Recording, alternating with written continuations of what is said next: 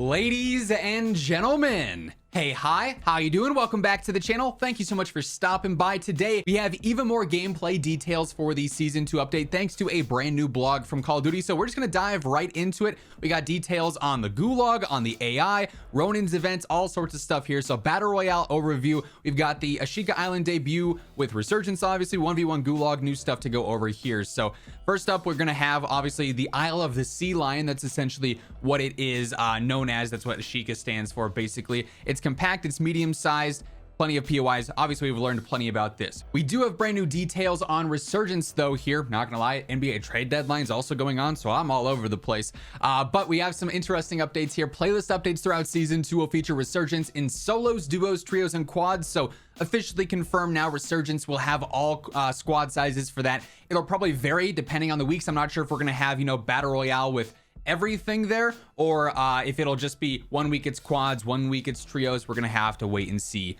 for that. A countdown appears next to a teammate whenever they get taken out, obviously just like Resurgence back on Warzone 1. Squads who complete objectives like eliminating squads, finishing contracts, that shortens the countdown. Same deal there. Last squad standing wins.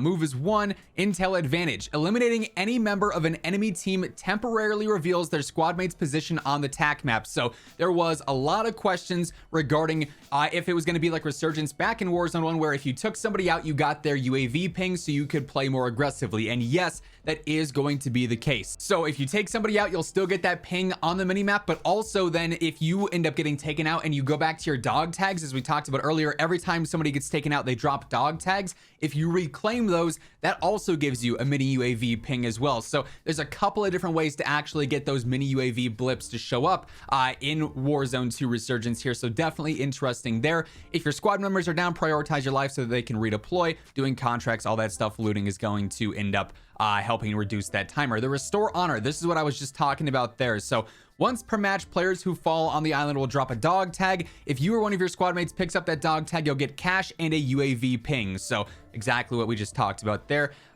Dishonorable bait. Given the advantage, you can actually bait that, lure that enemy back into trying to grab that dog tag, pick off a second free kill. Certainly something I think a lot of players are going to do. A new path to riches. Season 2 balances the Battle Royale cash economy for more consistent rewards when purchasing resources, or pursuing resources rather.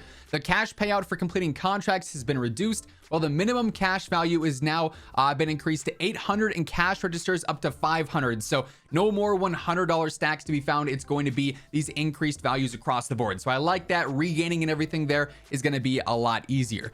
Cash will no longer be found in basic and legendary supply boxes, but it can be found as ground loot in containers. So hopefully we're finding that more throughout the match. This emphasizes looting during a match rather than solely completing contracts to rack up cash. Basically, we have the return of the 1v1 Gulag as well. So in this iteration, there's no jailer. It's just you, the enemy, and the return of the flag for overtime that you can capture if you don't want to end up taking out the enemy, or you can't find them, or whatever the case is going to be.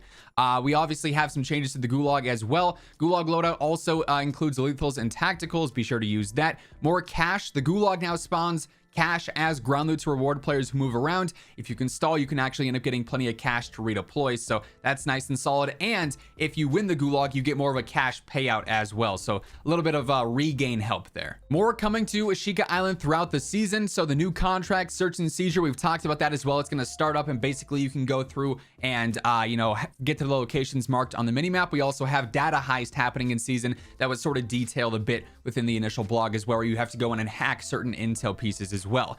The redeploy drones, there's some interesting information here. They are not happening right at launch. They are happening as a new in-season update, so keep that in mind. But you can reposition quickly by using those. Some drones will reposition to a safe area when encircled in the gas. So this actually means that the drones are going to change locations as the match continues and as the zone shrinks. If one gets knocked out from the gas, it's going to end up basically going back into the new zone so that you can continue to use it over and over again. And I really like that. That's going to be a cool feature here. We do have the new combatant, the AI bot, coming in season. So this is like the close range bot that has a sword and just rushes at you with less health than the normal bots. I'm really curious to see how this is actually going to play out. By the way, quick reminder as we're going through all the changes today, if you guys are new to the channel, I'm your one-stop shop for all things going on in COD, news, updates, loadouts, tips, everything like that. It is always right here, so feel free to hit that subscribe button, join us on the road to 1 million, And if you guys are enjoying the video, if you guys are excited for season 2 here, let me know by dropping a like on it as well. Let's try and aim for 2,000 likes on this one. We've got general changes here.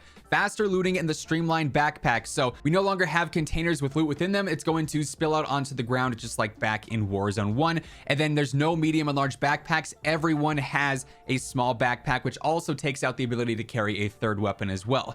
Season 2 introduces customizable perk packages. We of course have heard about this as well. There's also some upcoming changes to how players can obtain their loadouts in the match. Primary weapons can be purchased at a more affordable price. We're gonna be talking like this whole update in more detail in a different video later on this week, most likely. 3-plate vest off the start. Pretty basic there. Buy station adjustments, and they will spawn more consistently from match to match and have an unlimited stock of loadout drop markers as well. So you don't have to worry about someone else buying it and then you show up and you want to buy one and you just can't. Stronghold reward tuning. This will also be changing for the strongholds in the black sites where the rewards are different and the AIs are also nerfed a little bit. We've got some DMZ updates as well. Obviously, we're gonna be able to play DMZ on Ashika Island, which is gonna be very exciting. Our third exclusion zone, they're calling it there. It'll have its own unique rewards and its own boss as well. So we do have some other DMZ tuning. We have the enemy tuning, so they are gonna be nerfing the AIs. They're not gonna be as annoying. They're still gonna be challenging, but not like they were before. And the spawn points around Al Mazrah are going to be changing as well. And then of course the faction reset, we talked about that. We also talked about the new faction coming as well for MW2 owners only. We've got new POI updates. So this is brand new intel here. Al Mazrah is going to feature a few new updates. A downed aircraft has been spotted north of Said City, which of course is going to be Afghan. So that's around the caves. That's going to be pretty interesting. Seems like we're going to have new areas where there's entrances to the underground. That's essentially what we're seeing in that screenshot there. So the down plane is Satik Cave, aka Afghan, a new underground cave network. Whether you're playing Battle Royale or DMZ, you notice the space between Rohan and Tarak was very populated by military camps, hills, and small homes. Now there's going to be an underground cave network. That's going to be really, really interesting for basically end games that finish around there. 5 different entrances. It's going to change up gameplay for sure, adding in that verticality and that stealth as well. And a new passenger train. The freight train is no longer the only locomotive. The passenger train will offer another quicker way of traveling around the map. So it's going to have legendary supply boxes on it. You can also travel through the cars and peek out the windows. So that'll be interesting for gameplay as well. The Path of Ronin challenges here. The first 3 challenges include winning 15 matches in multiplayer, in Warzone getting a get 5 top 10 finishes. You need to get things like get 100 objective defense kills or collect your dog tag and restore your honor 5 times. You do all the challenges. For instance here, these are just some of the examples, but if you do all of them, you'll end up unlocking the crossbow for free as well. So we also have new UI and new UX updates for the menu. I'm very excited about that. Changes include improved navigation and organization of the camo menu, a more polished social tab, quick equip items from the battle pass, and more. Patch notes will go live on the update day. Upgrade MW2, yada yada yada. So a few more details on some brand new changes coming to Warzone 2 here with season 2. All pretty exciting in my opinion. Very much so looking forward to diving in and experiencing the gameplay once season 2 is out. Of course, once the patch notes are out, once we get any new intel here, I'll be covering all that in a video ASAP. So be sure to hit that subscribe button and stick it here for all that stuff. If you guys enjoyed this one, let me know by dropping a like on it. But that's going to wrap things up. Once again, thank you so much for tuning in. And until next time, take it easy, have an awesome rest of your day, and I'll catch you guys later. Peace out.